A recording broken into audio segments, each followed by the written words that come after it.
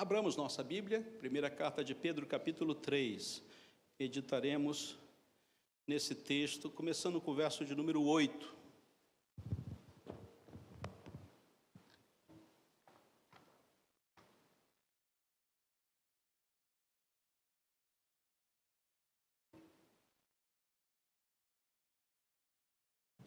Palavra de Deus, primeira carta de Pedro, capítulo de número 3, carta de Pedro, capítulo 3, verso de número 8. Vamos seguir nesses versos.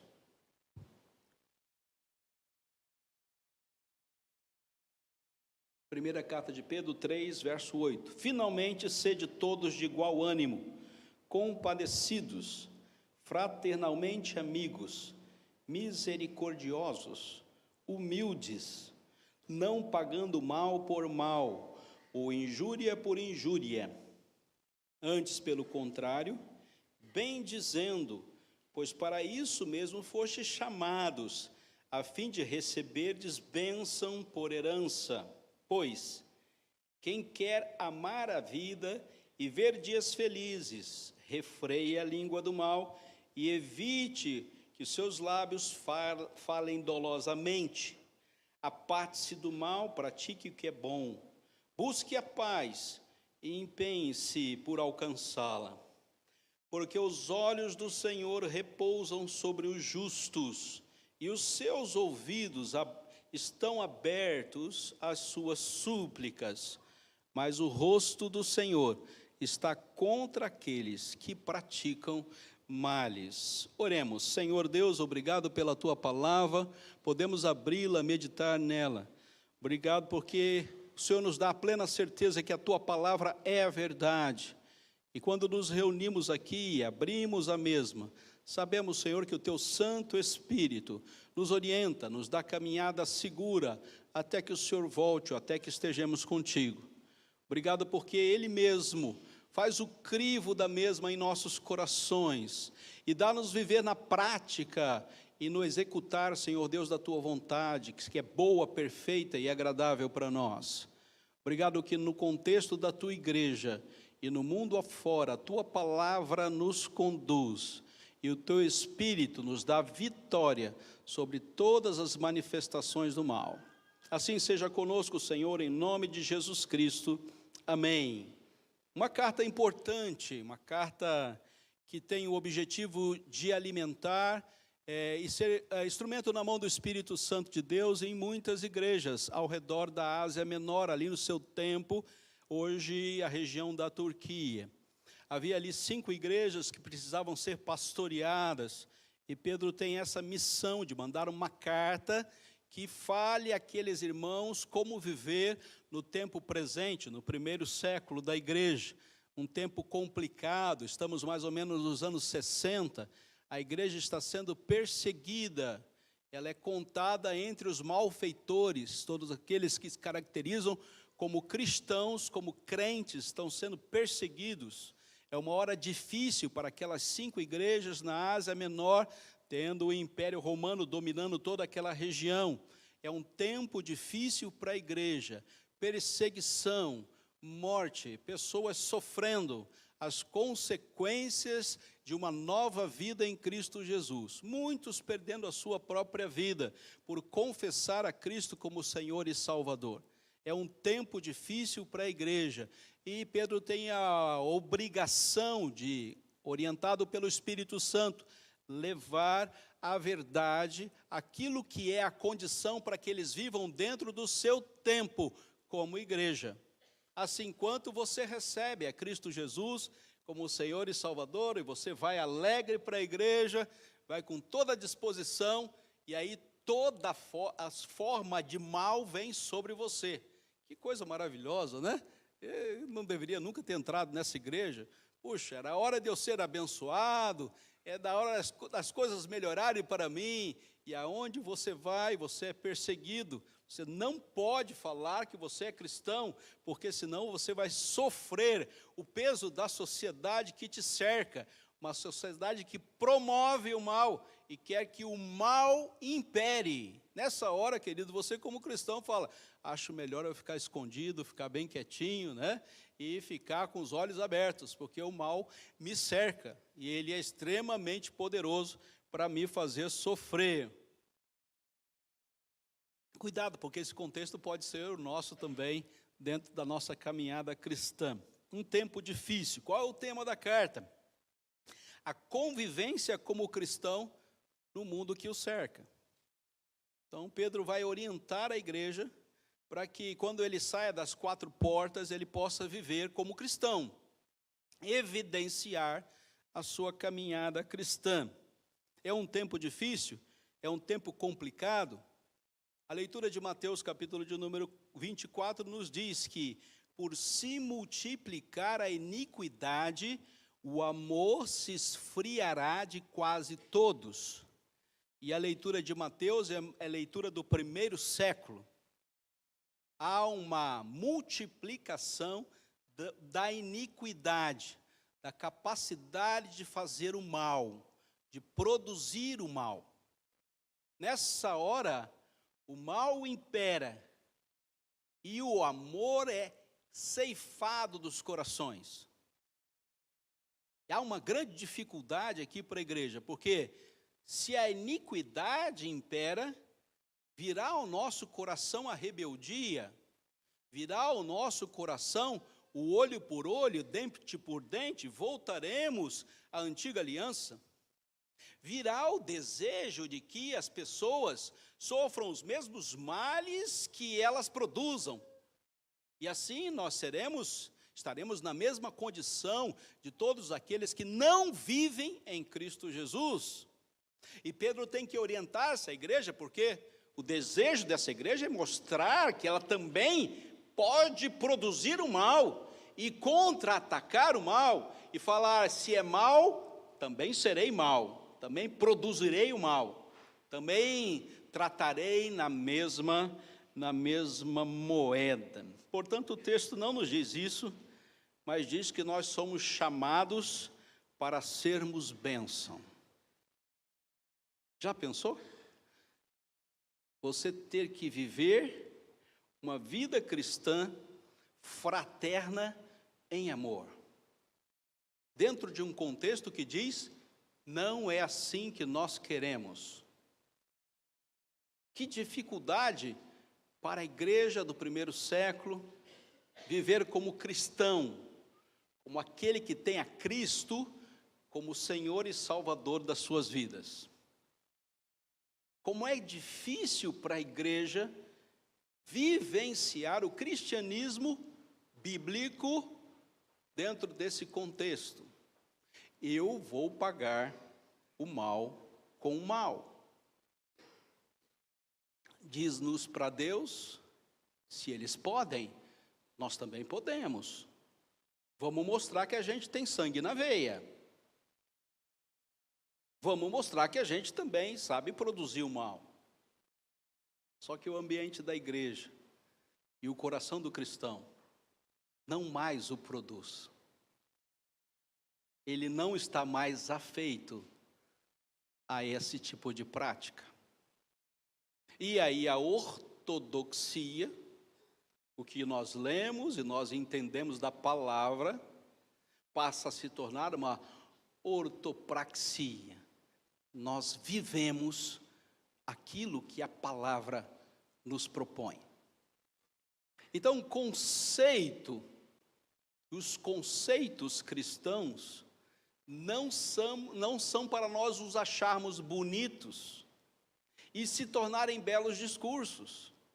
O conceito cristão, a vida cristã num fraterno amor, tem que ser vivenciado. O discurso do amor cristão não pode ser da boca para fora, mas tem que ser do coração para fora. E a maior dificuldade para a igreja é coadunar o belo discurso que nós fazemos com a prática do dia a dia. E todo dia nós somos desafiados a, entendendo a palavra de Deus, não muito profundamente, nos seus conceitos mais simples. Não precisa ser o PhD na teologia para entender isso. Você não precisa do curso e nem do livro. Você precisa da Bíblia. E só a Bíblia é suficiente para dizer que o cristão vive em fraterno amor. E essa primeira aula da teologia cristã vai contaminar ou abençoar a continuidade da sua vida.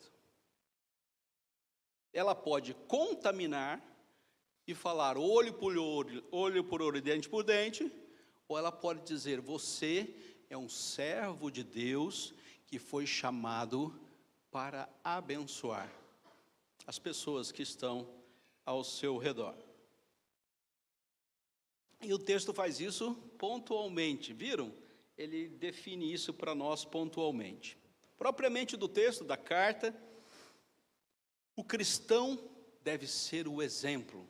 Ser o exemplo é uma coisa que nenhum de nós queremos. Nós queremos procurar um exemplo para seguir. Mas ser o exemplo é uma coisa complicada. Eu não quero ser visto. Eu não quero que as pessoas me vejam. Eu não quero que as pessoas olhem para mim e vejam em mim um exemplo. Mas a perspectiva de Pedro nessa carta é dizer, cristãos são exemplo. E tudo que nós vamos fazer é para ser visto. E visto dentro da perspectiva da vida cristã, num amor fraterno. E o ponto de partida do comportamento exemplar é o amor de Deus que opera em nossos corações.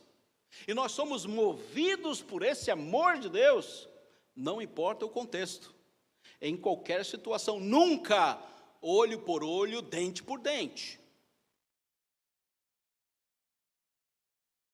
No primeiro capítulo, ele diz que nós devemos ser exemplo na ação de graças. Capítulo 1, verso 1 a 12. Do capítulo 1, verso 13 a 25, nós devemos ser o exemplo de santidade. No capítulo 2, do verso 1 ao verso 10, exemplos na obediência. No capítulo 2, verso 11 a 17, nós devemos ser exemplo na sociedade. No capítulo 2, verso 18 a 25, nós devemos ser exemplo no trabalho. No capítulo 3, verso 1 a 7, nós devemos ser exemplo no lar. No capítulo 3, verso 8 a 12, que lemos, exemplo no amor fraterno. No capítulo 3, verso 13 a 22, nós devemos viver na prática do bem. Exemplo naqueles que praticam aquilo que é bom. Queridos, que tarefa difícil que Pedro dá às igrejas que leem essa carta, que apesar de ainda estarem sofrendo as agruras do seu tempo, sendo perseguidos, maltratados, e muitos deles morrendo por causa do Evangelho, ele diz, olha, portanto, dentro desse contexto, vocês cristãos devem ser exemplo. Exemplo de ação de graças, de santidade, de obediência, de vida em sociedade, de trabalho, de vida no lar, no amor fraterno e na prática do bem. Acho que a gente precisa fazer uma leitura aqui muito especial, e o Espírito Santo precisa nos orientar de uma forma grandiosa, porque não é isso que está na minha mente. A minha mente não diz isso para mim. Eu disse que eu tenho que ser esperto. Diz que eu tenho que ser mais capaz de enfrentar o mal com as armas do mal. Eu devo ser mais hábil nas minhas capacidades políticas. Eu tenho que ser mais hábil na minha capacidade de convencimento. Eu tenho que agir poderosamente e suplantar a inteligência daqueles que estão ao meu redor, para que eu possa prevalecer sobre eles. E, pasmem, até as igrejas estão trilhando esse caminho. Nós temos que prevalecer, nós temos que engolir o próximo, nós temos que ser capazes de tirar dos nossos irmãos tudo aquilo que nós queremos. Nós temos que subjugar as pessoas que nós amamos, nós temos que dar na mesma moeda, na mesma condição que eles agem para conosco. Nós temos que produzir guerras e contendas e litígios, para que ao final disso, nós tenhamos alguma recompensa. Queridos, até as próprias igrejas gostaram dessa prática. E isso lamenta o Espírito.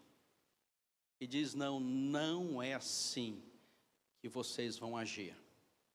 Difícil para a igreja, as igrejas que leram essa carta, porque eles achavam que eles deveriam prevalecer com suas forças. Qual eram essas forças? A insatisfação, nada está bom, sempre pode estar melhor. Uma produção carnal, onde satisfeito com Deus, eu não me deleito nele. Uma indiferença. Se os nossos irmãos e a sociedade está sofrendo, problema deles. Eles é que se virem. Uma inimizade. Eu não preciso de amigos. Eu só preciso de eu mesmo, dos meus valores, daquilo que eu quero. Uma crueldade. Desejo de ver o mal instalado. Orgulho, capacidade de viver só para si. E, finalmente, na prática daquilo que é mal. Praticar o mal é não ouvir a voz de Deus, é não ser orientado pelo Espírito Santo. Você pode estar achando até que você está fazendo bem, mas não é aquilo que Deus quer de você. E o texto que nós lemos termina de um alerta muito grande. Veja lá. Porque os olhos do Senhor, verso de número 12, repousam sobre os justos. Quem são os justos? E os seus ouvidos estão abertos às suas súplicas. Deus está ouvindo a oração e dando a orientação e a condição necessária. Há um cuidado de Deus com aqueles que vivem em Cristo Jesus, na fraternidade do amor cristão, com a capacidade de superar toda a investida do mal sobre a vida deles e a vida da sua comunidade, a sociedade que estão inseridos. Os olhos do Senhor são cuidadosos para aqueles que vivem na prática do bem. Ele não abre mão de cuidar daqueles que estão vivendo na orientação do Espírito Santo de Deus. Mas veja, o texto continua e diz: mas o rosto do Senhor está contra aqueles que praticam males. Deus está averso àqueles que se dizem cristãos e não vivem como cristãos, porque a sociedade lhe impõe, porque as falsas igrejas lhe impõem, porque os falsos discursos lhe impõem. Não é razão para você viver na prática do mal. Você não se deixará contaminar com o espírito do mundo, com as iniquidades do século, e o seu coração não esfriará o amor de Deus. É isso que Pedro diz para a igreja. Pode ficar tranquilo, nessa caminhada é uma caminhada de vitória para você.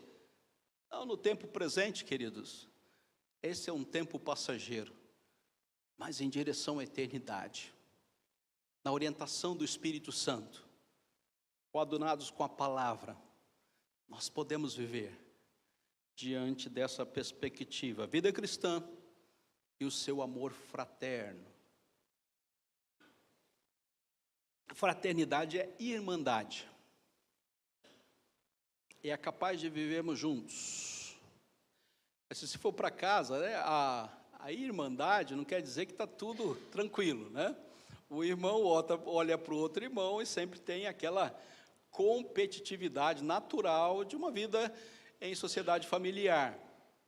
A gente ia corrigir o Christian, né, nas suas bagunças, e a Elisa chegava e falava assim: pega a sandália de bolinha que dói mais. É aquela história, né? A gente nem chegava a bater, né? Mas só de mostrar a sandália já doía, naquela época da correção, né? E a Elisa dizia: pega a sandália de bolinha porque ela é mais doída, né? Isso é uma sociedade de irmãos. Nós temos um carinho, temos um amor, não queremos andar separados, mas temos uma natureza de família. Nós vivemos no seio familiar. E a família, a fraternidade está posta no amor de Deus. Esse é o maior valor da igreja. Nenhum outro valor se sobrepõe à presença do amor de Deus em nosso meio. Qualquer outra luz que se acenda será menor do que viver no amor de Deus na igreja. Não existe nenhuma outra luz maior do que essa. Os discursos vão se multiplicar e vão dizer: o mais importante é isso, pastor. Não, o mais importante para a igreja é que nós vivamos no amor de Deus. O amor se esfriará de quase todos, não vale para a igreja, não vale para nós. Por isso somos contados como aqueles que estão passando um tempo na terra, mas não são daqui. Nós estaremos para sempre com o Senhor na eternidade. E o amor de Deus será pleno em todos nós. Vá ao texto. Sede todos de igual ânimo, verso de número 8. O mesmo sentimento, a mesma motivação, sendo todos de igual motivação, para que o Evangelho de Cristo seja proclamado, para que nós possamos viver em comunhão com os nossos irmãos. É preciso que a motivação, o sentimento sejam o mesmo. Não é hora de dividirmos motivações, é hora de nos unirmos para aquilo que nos move, nos leve na mesma direção. A vida cristã, o amor fraterno nos conduz unidos para fazermos exatamente aquilo que Deus espera de nós como igreja. Não unidos em discurso, unidos no amor. Por mais sofrida que seja a caminhada, por mais inimigos que tenhamos no mundo presente, o que nos motiva é a caminhada juntos no amor de Deus. Nós passamos a viver unicamente movidos por essa motivação. Ah, pastor, mas eu não estou tão animado, eu não estou vendo tanto amor assim como o senhor está falando. Eu acho até que meus irmãos estão olhando meio torto para mim, não gostam mais de mim, não tem esse amor fraterno para comigo. Portanto, meu querido, é uma boa hora para você se resolver com Deus e saber a sua posição no meio do corpo. E não importa qual seja o sofrimento ou a tribulação, você sabe aonde você está e com quem você está. O amor de Deus é que te une à igreja, e portanto essa deve ser a sua motivação. Pastor, eu estou tão insatisfeito com a minha vida cristã. Esta é uma boa hora de você cuidar dos detalhes, cuidar do que vai no seu coração, quais são as suas motivações, quais são os seus valores. Porta fora, existem muitos holofotes, queridos, e hoje com a multiplicação da informação, isso cresceu bastante. Há holofotes postos em todas as direções, mas o cerne da vida cristã está bem claro.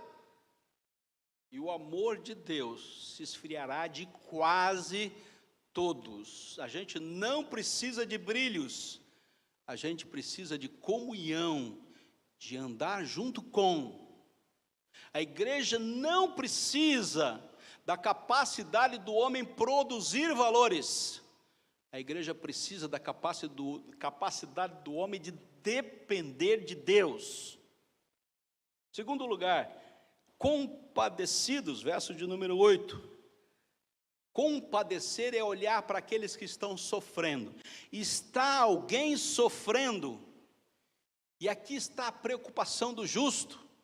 Ele não está preocupado com o seu próprio sofrimento, mas ele está preocupado com o sofrimento dos seus irmãos. Está alguém sofrendo?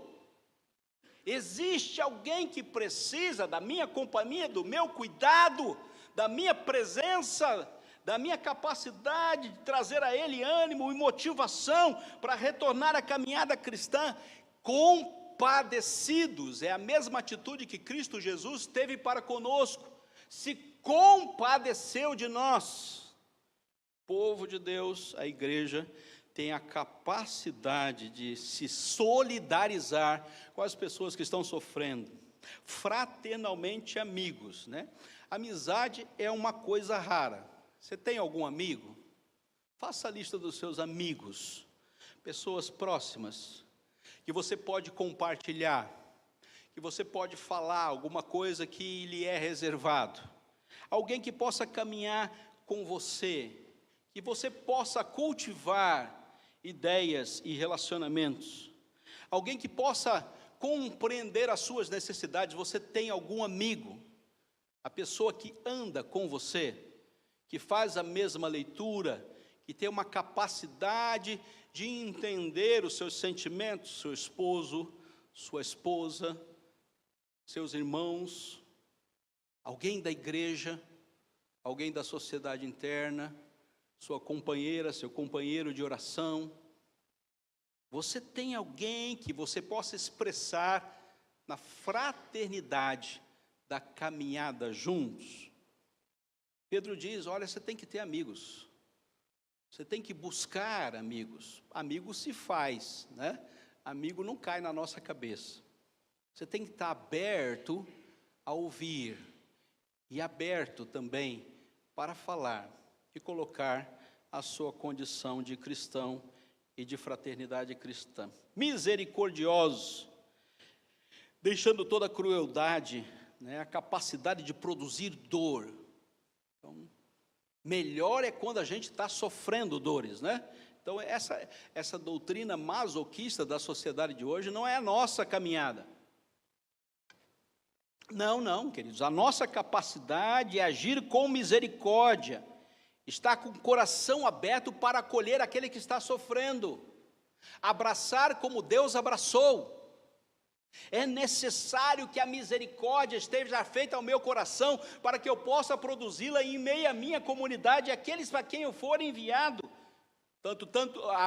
O tema da carta é convivência como cristão no mundo.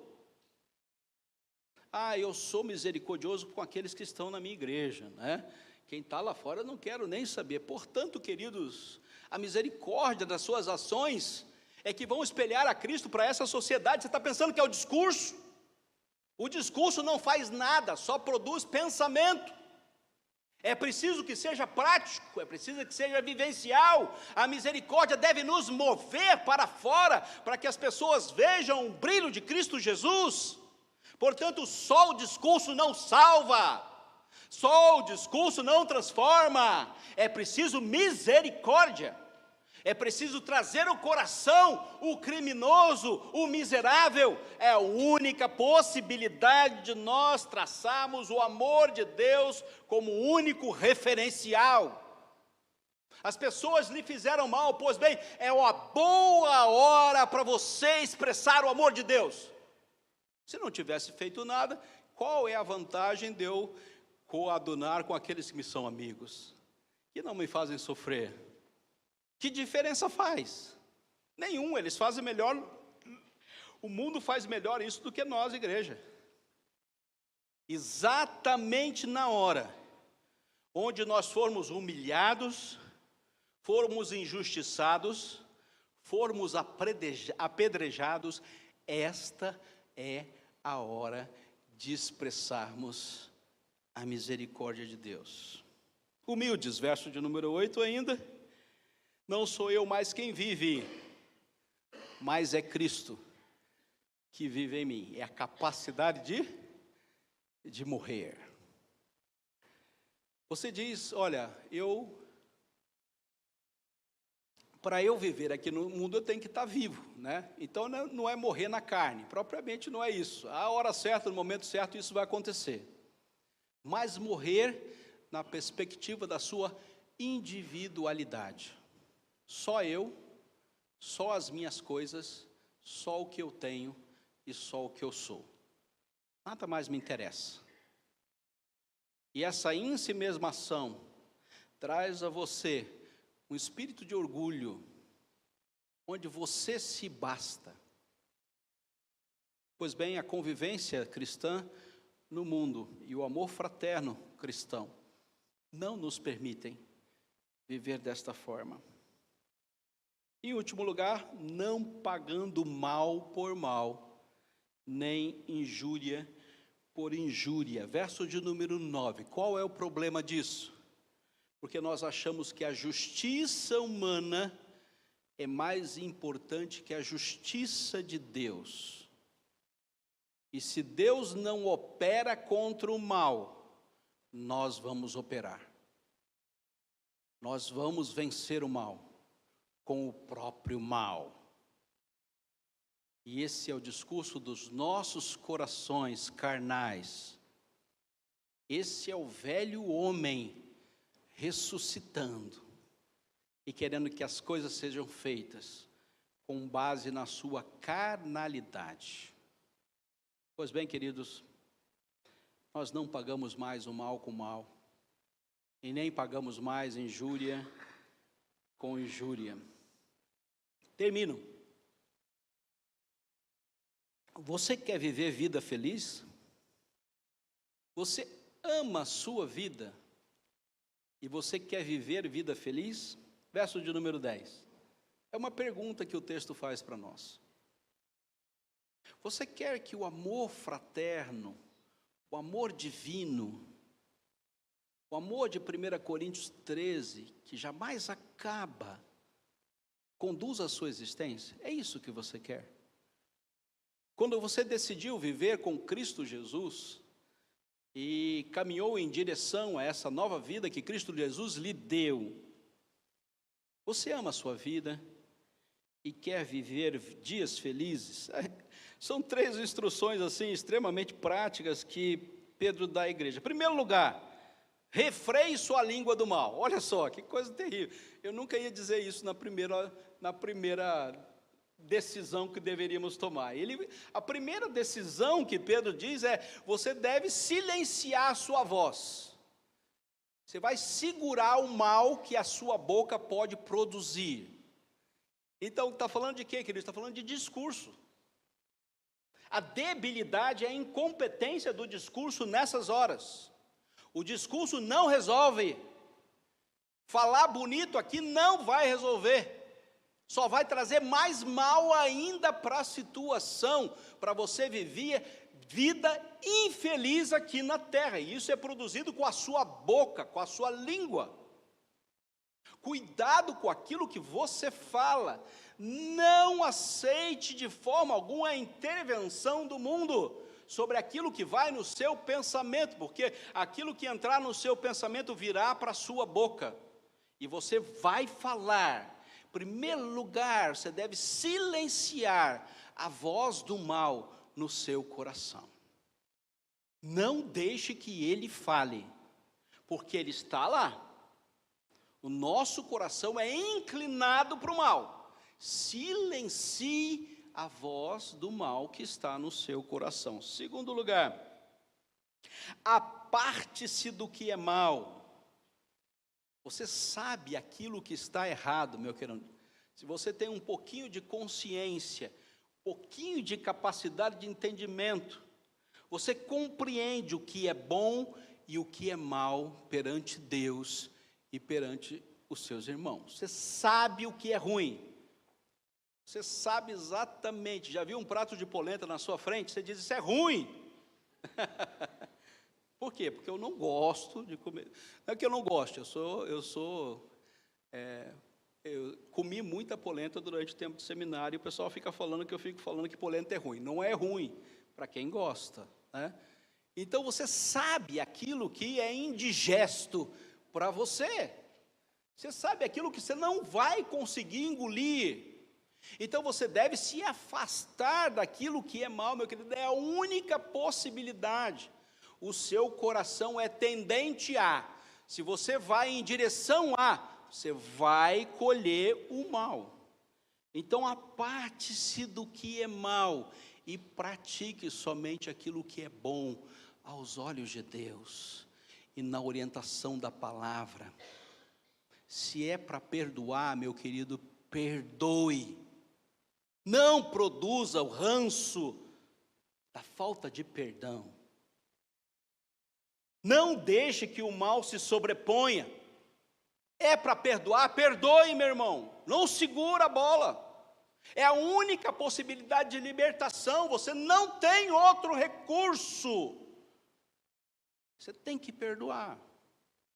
Não deixe que o mal diga: olha lá, vou pagar na mesma moeda, olho por olho, dente por dente. Não siga esse caminho, porque você vai ser contado entre os malfeitores. Aquele que não perdoa não recebe perdão. Em último lugar, busque a paz. Empenhe-se, dedique-se em alcançá-la. 3 práticas básicas, simples, estão na palavra. O Espírito Santo coloca em nosso coração. Os tempos são difíceis, somos perseguidos, há um discurso vazio de igreja. Cuide da sua língua, fuja do mal e busque a paz. Que Deus abençoe a sua palavra. Amém.